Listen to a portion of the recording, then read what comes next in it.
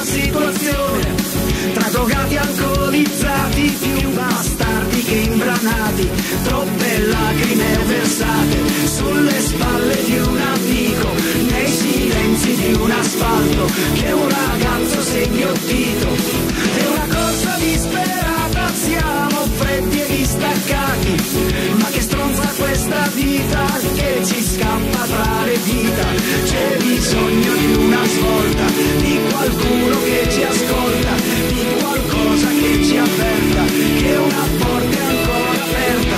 Signore, ti prego, ascoltaci almeno tu e non permettere più che tanti giorni a primavera non arrivino fino a sera.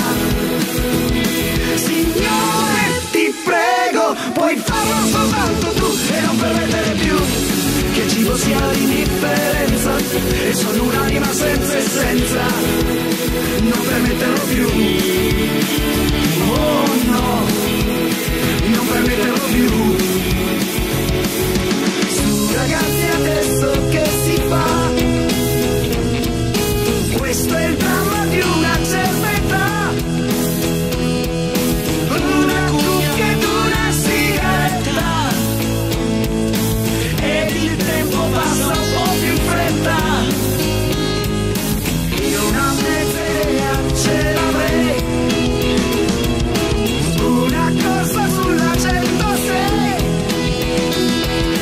ma io non c'è un forte mal di testa. Che cosa ti hanno dato a quella festa?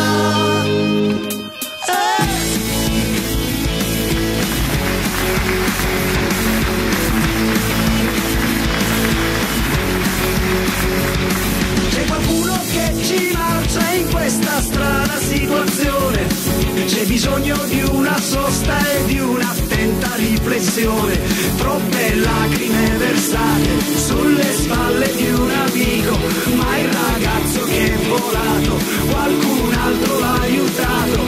È una corsa disperata, siamo soli e circondati, ma che stronza questa vita che ci scappa fra le dita.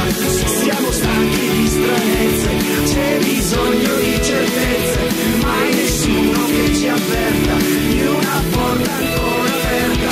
Signore, ti prego, aiutaci almeno tu e non permettere più che tanti giovani a primavera non arrivino fino a sera. Signore, ti prego, puoi farlo soltanto tu e non permettere più che il cibo sia l'indifferenza e sono un'anima senza essenza.